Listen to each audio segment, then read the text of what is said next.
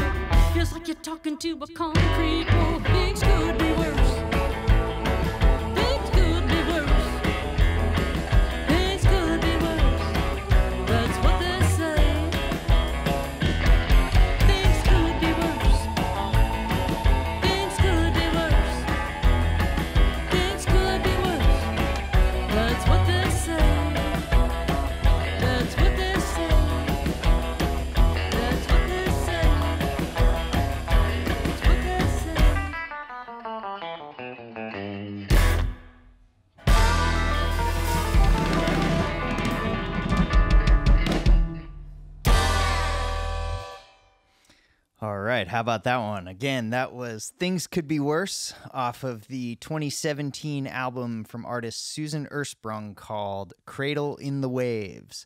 And on that tune, we had Susan singing and playing guitar. We have Audie Bridges on the electric guitar there that you hear. We've got Zach Bridges, his son, on the bass. Steve Tapper on the flute, which one of the cool things about that song is we actually borrowed an idea from Jethro Tull and piped the flute through a Leslie speaker cabinet. So the part that kind of sounds like an organ in the mix there is actually a flute, believe it or not. And that was one of the coolest things that I've personally ever engineered here in the studio. It's just super cool idea. I'm eternally grateful for Steve for bringing that idea to the table, and thankful that Sue was game to lay it on the song that way. So yeah, I hope you guys enjoy that one. Coming up next, we've got a cut from Ken Macy. This is off of his 2018 release, a single titled Working on Love.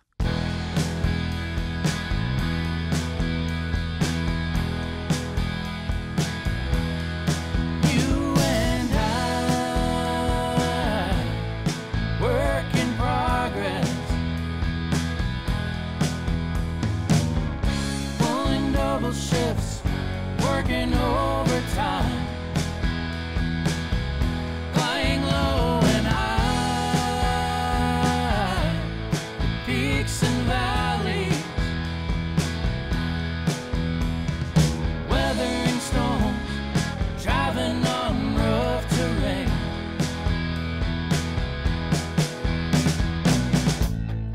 We've been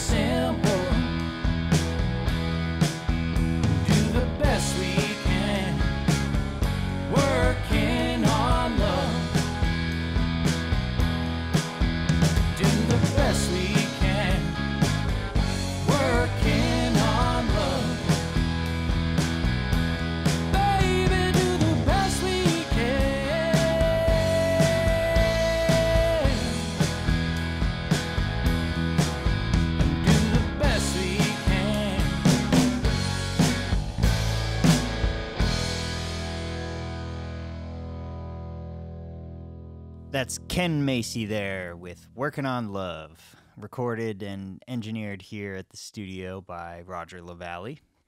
And you can find Ken's music online at kenmacymusic.com. That's KENMACY music.com. Up next, we've got something, it's a little bit different. We're actually going to feature a cover song, first cover song of the day here. This next song is by a great Boston-based band called the Legends of Summer. If you have ever been down to the Lansdowne Pub or the Bell in Hand Tavern or any of the places that feature live music in the Boston area on a Friday or Saturday night, these guys might be the soundtrack to your evening. As well as doing all kinds of weddings and corporate events throughout the New England area throughout the year.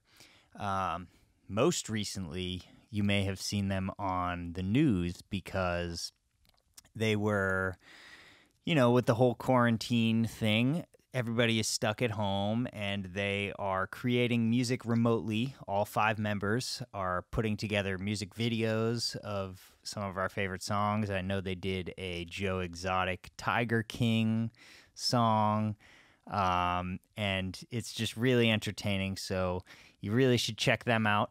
They are at legendsofsummer.com, and what we're going to do here is we're actually going to play a 2015 recording that they did sort of in the early stages of being a band. This is recorded as just a quartet here.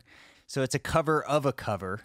We have the Legends of Summer playing the song We Can Work It Out as played by Stevie Wonder, originally written by the Beatles.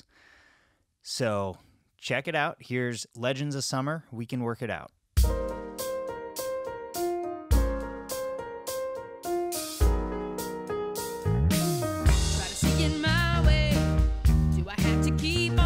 Till I can't go on while you see it your way. Run the risk of knowing that our love soon may be gone. We can work it out. We can work it out. Think of what you're saying. You can get it wrong and still you think that it's alright. Think of what I'm saying. We can work it out and get it straight. Don't say goodnight.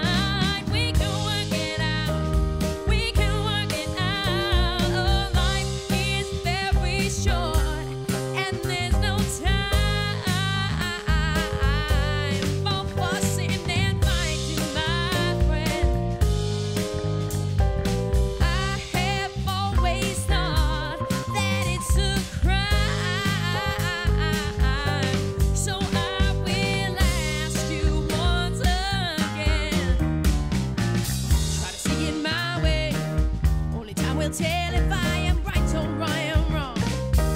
While you see it your way, there's a chance that we may fall apart before too long. We can work it out. We can work it out.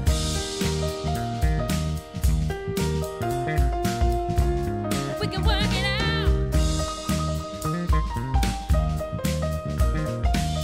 Ooh, we can work it out.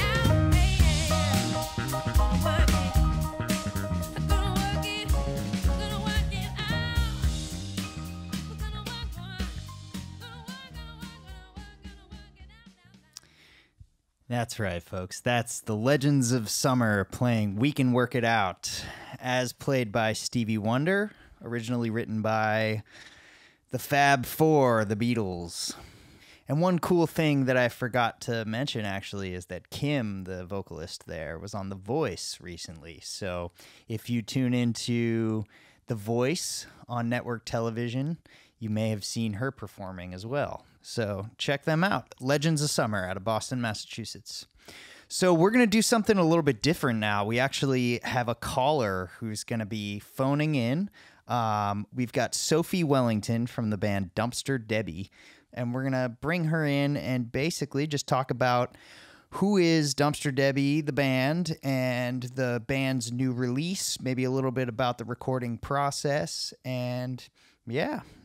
So without further ado, here comes Sophie Wellington from Dumpster Debbie. Hi, Sophie. Hi, Mike. How are you doing today? Not too bad, just took a shower today, which is the first in a few days. Wow. But the quarantine times, it doesn't really matter, you know what I mean? No, nobody's going to smell you but those who love you. Yeah, exactly. Yeah. What a way to kick things off here.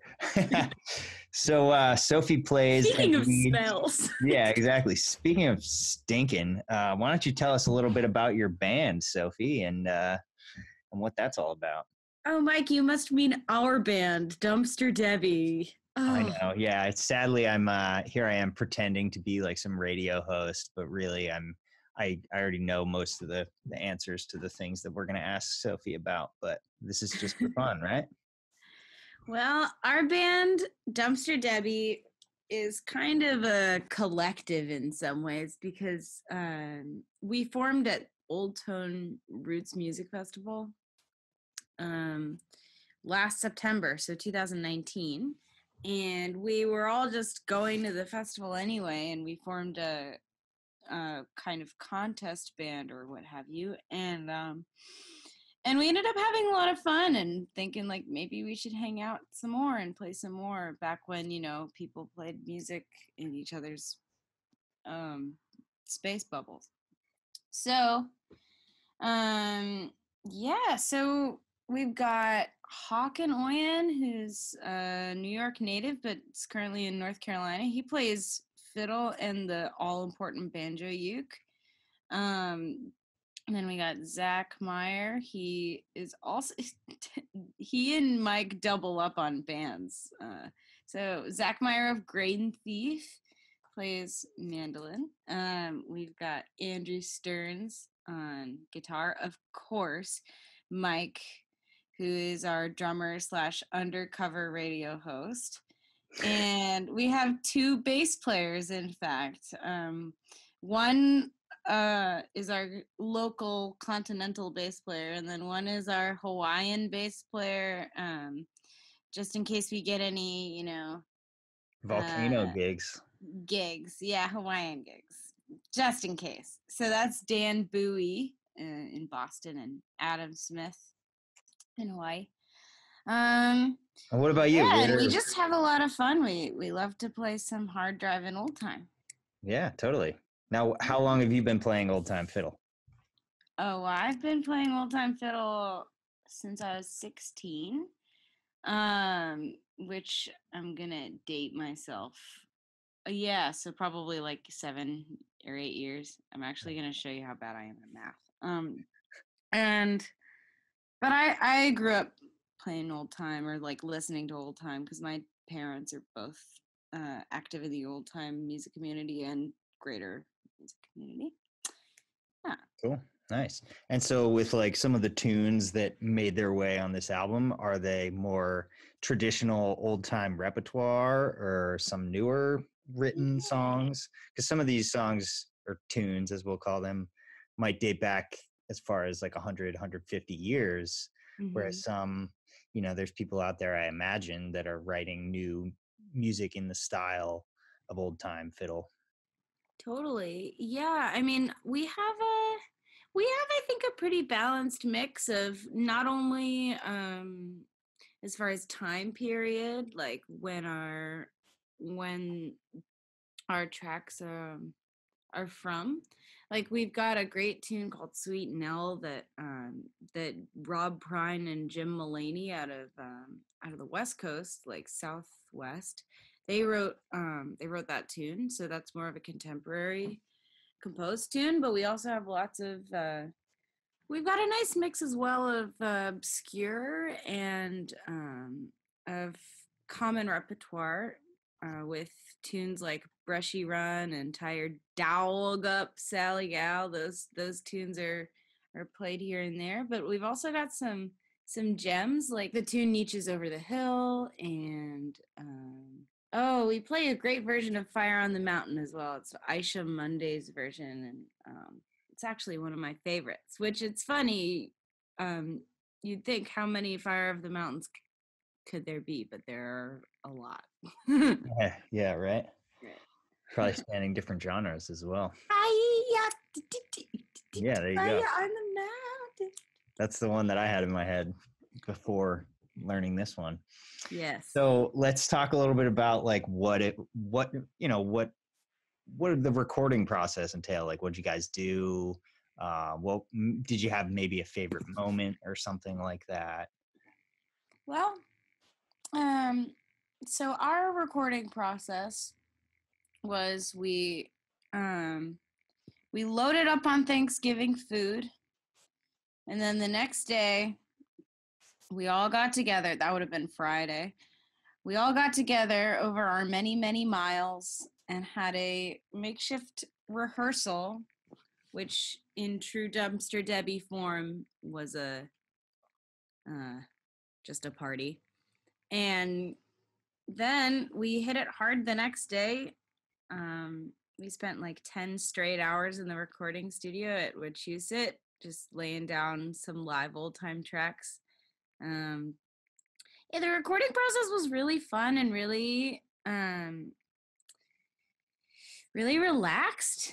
And I think we just had a great flow from beginning to end. I think my favorite part was, in fact, when we let ourselves go a little bit. We got kind of out there and experimental with free jazz piece. Little Easter egg type hidden track on there. Yeah, you'll know when you hear it. Yeah, I think one of my favorite parts was the fact that like we kind of just, in the way that this music is like traditionally shared, it's just people getting together and playing together and in a very informal manner. And the way that we approached the recording was exactly the same way, where we just set up chairs in a circle, put a couple microphones out. Nobody wore headphones, no overdubs, no real like edits made. And it was just kind of a cool way to make music with some people in the same room. And in today's age where we kind of have the ability to do whatever the hell you want on a music production scale, it was nice to just kind of roll the tapes and play some tunes. Yeah, and it's the best space for that kind of recording. It doesn't feel like a studio. It feels very homey. There's lots of space to just feel like you're hanging out as if you were anywhere else. Cool. I had a lot of fun. It was great. So the album just came out on Friday. So where can people find it? Well, we've put it a bunch of places. It's on Spotify. It's on YouTube. The album is just called Dumpster Debbie, so you'll find us in one fell swoop. We also put it on Bandcamp and had some pretty serendipitous timing. Is that the right word? Yeah, sure. Why not? It was great timing for us to release this record on May 1st, because that was the day that Bandcamp had chosen to waive all of their cuts and fees related to that day's worth of revenue. And so we came out pretty strong, and we're just glad to be able to be supported at a time like this. But yeah, so we're really excited about the album, and we've got physical copies for sale as well on Bandcamp. They come with a sticker. You get to decide if you want someone's face or words. Excellent. Some stickers might even have both. Perfect.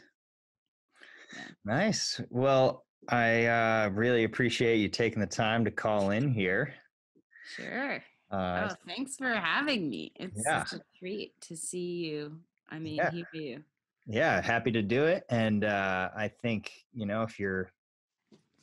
if the live music thing was a little bit more for certain right now, I'd ask what the band's up to next. But for now. I'm going to continue binge watching The Bachelor. Oh, dear. Dumpster Debbie!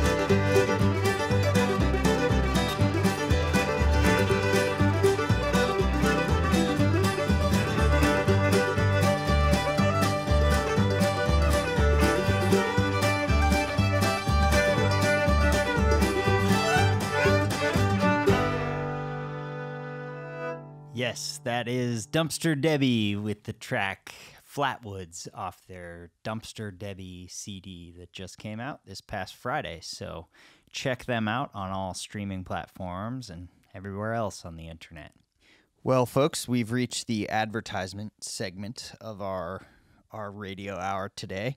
And since we don't take or sell advertising space to anyone, we're going to just take a minute to talk a little bit about who we are, what we do, how we're dealing with COVID-19, and how we might be able to help if you're stuck at home working on music. If you are looking to get your home recording or live stream studio up and running, if you're producing albums at home or other musical projects, or if you're already up and running and you're looking for some advanced support on home music production or remote audio processing solutions, maybe you just need some session players, we're here to help. Let's set up a call and talk game plans, goals, rates, and availability, and let's get moving on this.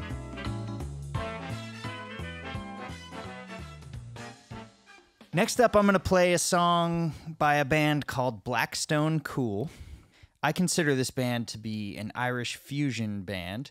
They play songs in the Irish tradition, but then they also put their own unique spin on them, pulling from their influences as rock players and traditional players and things like that. And this song caught my ear because it's one of my favorites, written by a songwriter called Christy Moore. And the song is called Nancy Spain. And I just think the first time that I heard this song, it just really stuck with me. And when Blackstone Cuil recorded their version with Roger a few years back, I was really excited to see their spin on it, because I think it takes something that was written and performed as a solo acoustic voice song like Christy does so much, but they kind of brought in the elements of rock and roll. It almost has like a punk vibe at moments, and I just thought it was a really cool interpretation of the song. So that's why I wanted to share this one today. So this is Blackstone Cuil playing the song Nancy Spain.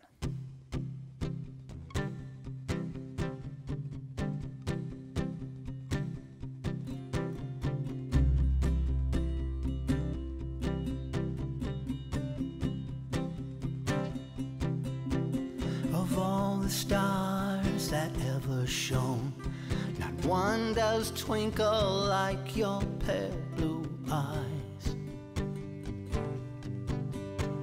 Like golden corn at harvest time, your hair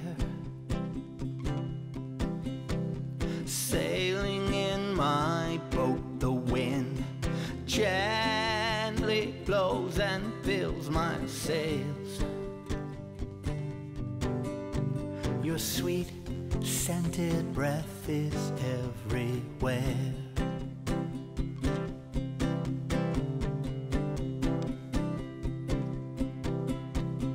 Daylight peeping through the curtains, the passing nighttime is your smile. The sun in the sky is like your laugh. Come back to me, my Nancy, and linger for just a little while. Since you left these shores, I know no peace nor joy. No matter where I wander, I'm still haunted by your name. The portrait of your beauty stays the same. Standing by the ocean, wondering where you've gone, if you'll return again. Where is the ring I gave to Nancy Spain?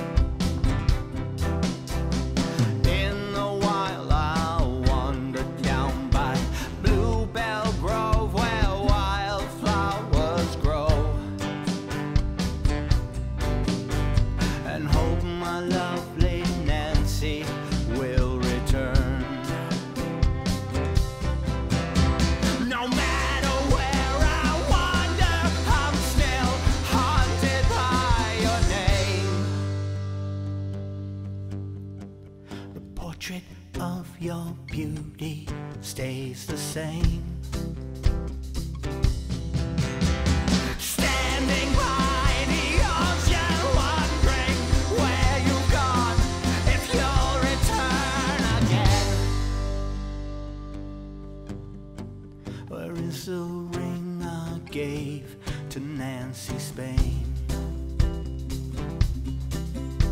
Where is the ring I gave to Nancy Spain? Where is the ring I gave?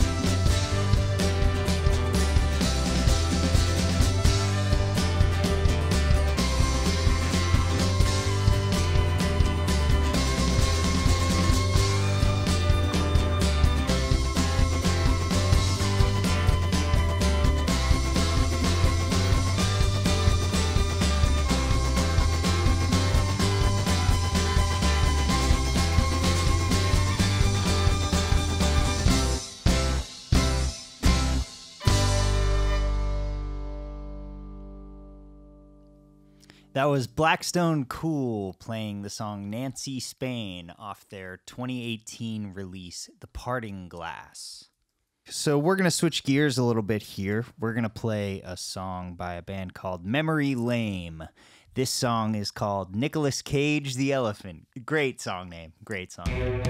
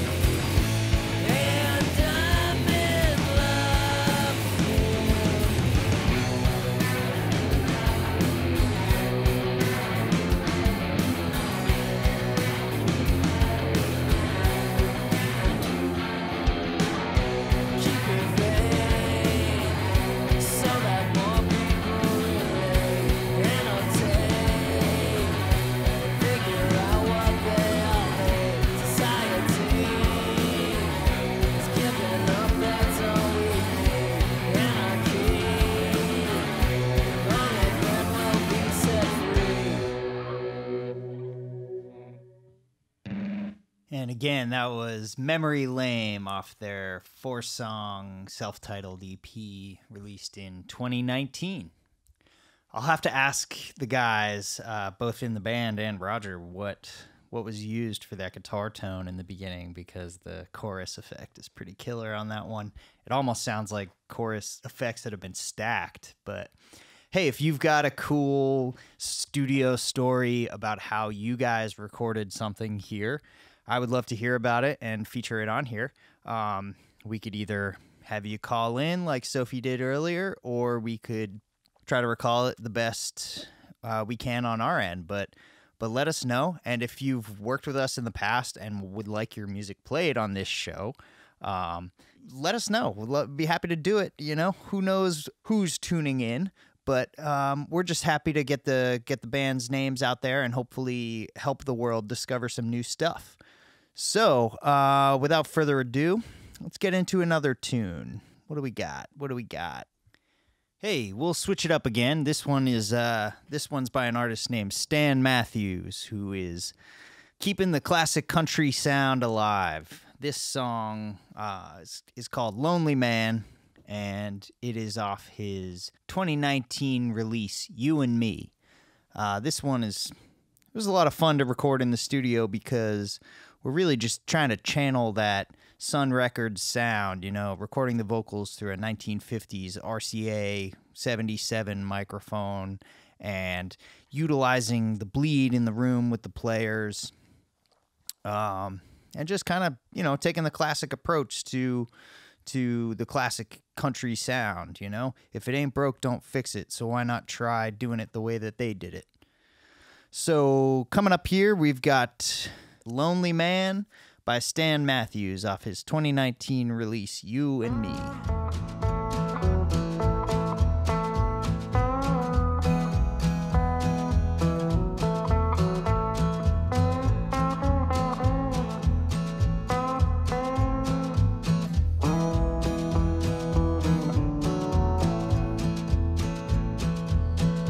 I'll sing you a song that'll move you to cry. Hold your head in your hands without asking why. This world as we know it can be heartless and cruel. We hide behind cell phones and keyboards, it's true. The further I go walking down this road, the less assured of where I am.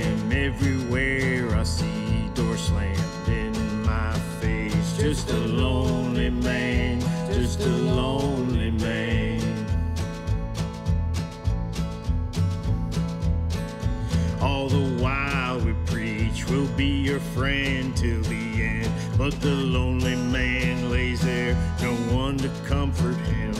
A bottle for friendship or a needle to some. No warmth for so many, no love for no one.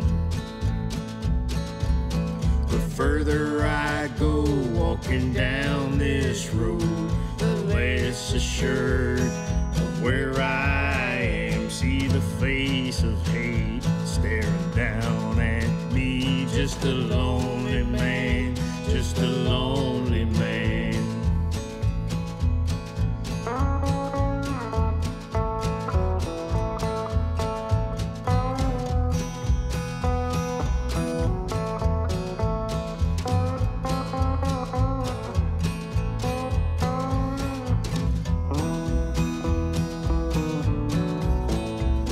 The further I go walking down this road, the less assured of where I am. See the face of hate staring down at me. Just a lonely man, just a lonely man.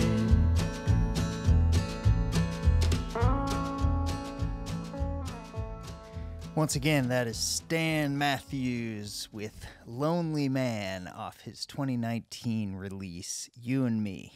Well, folks, we've got one more tune for you, but before we do that, we're going to bring on a good friend, Guiliano D'Orazio of the band Hot Letter. They just released some songs that they recorded with us in 2018, and it was a really fun project. I wanted to get Guiliano on here a little bit to talk about it, so hope you enjoy. Hey, how's it going? What are you making today? Oh, I'm just slinging up some bacon, egg, and cheese sandwiches over here. Nice, cool, man. Well, Yeah, I just wanted to get you on the show because you just put out a new record, came out last Friday, correct?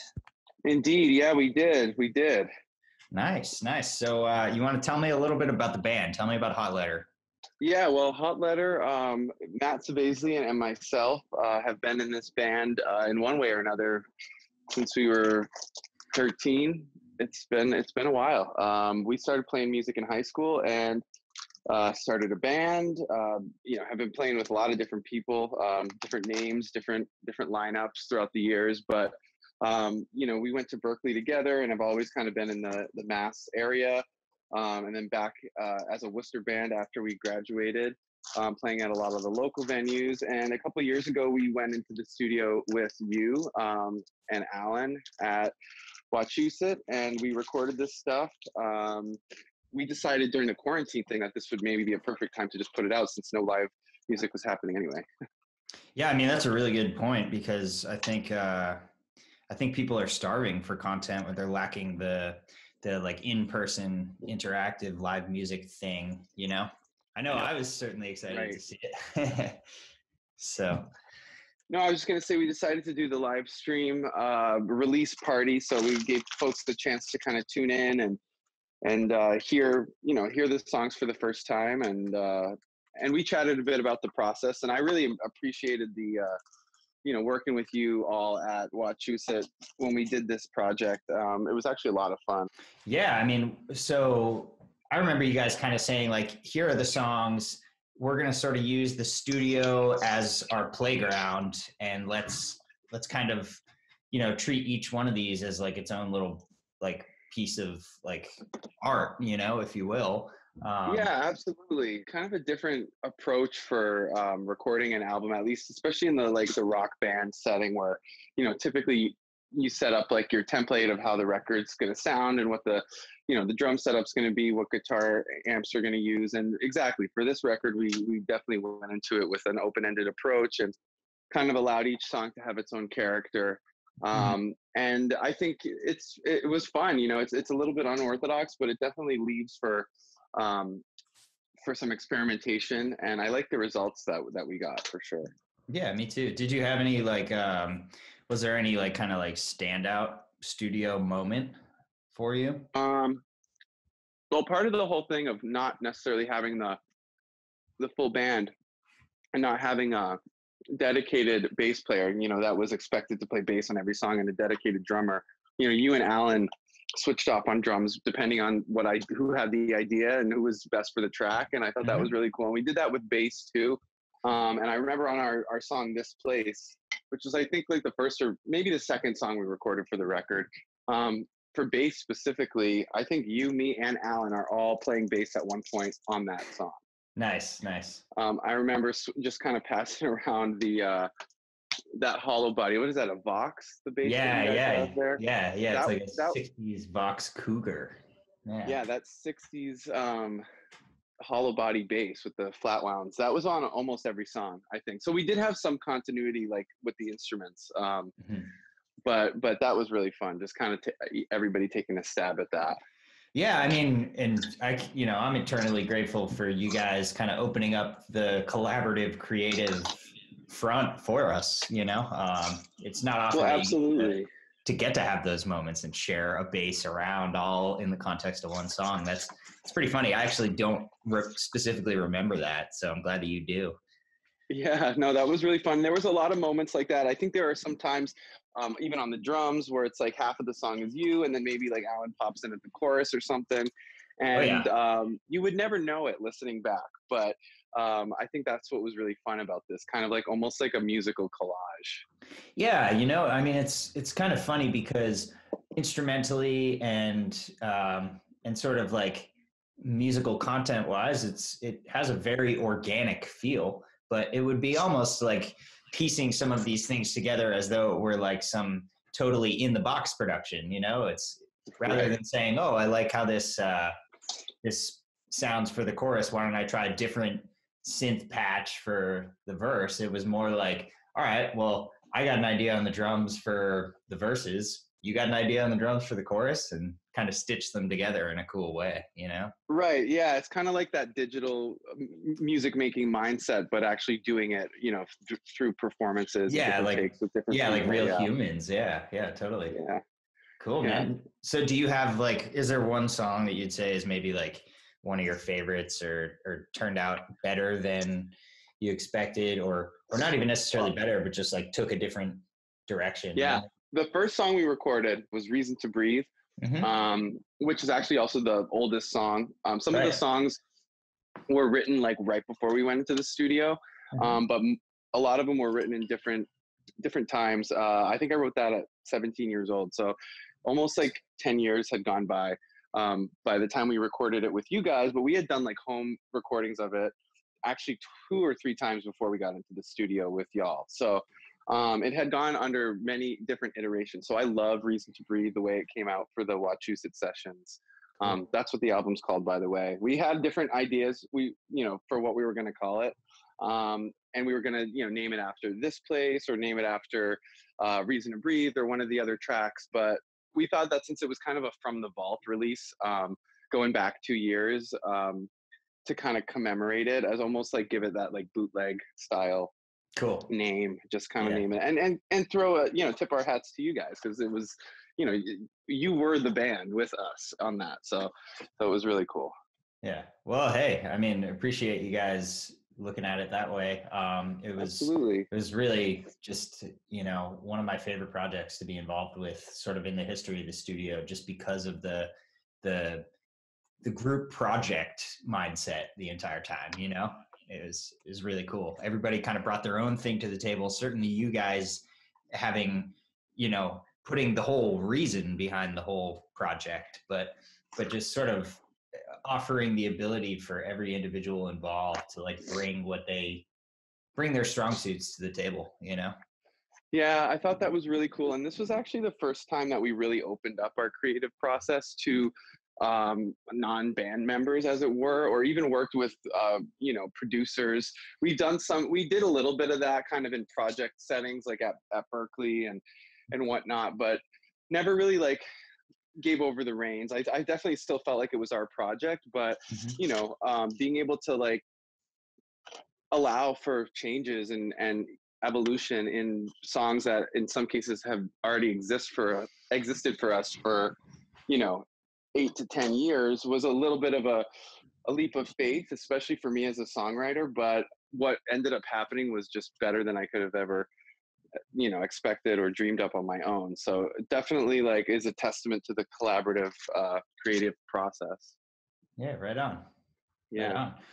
Yeah. So I know, the live music thing is kind of off the table for a bit, but is there any, do you guys have any further plans of doing another live stream, or is that archived somewhere that maybe people that want to check out some more of the record and learn more might be able to scope that out? Yeah, absolutely. So I would recommend anybody point themselves in the direction of livestreamlocal.co, co, not .com.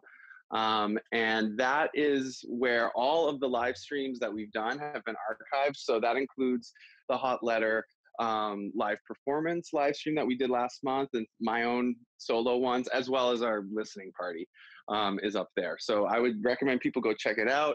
Right now, we don't officially have others planned, but if you follow that, I'm sure that there will be another live stream local coming out soon. Yeah, absolutely. I mean, you guys have been killing it on the live stream content front. That, if anything, you probably deserve a little break.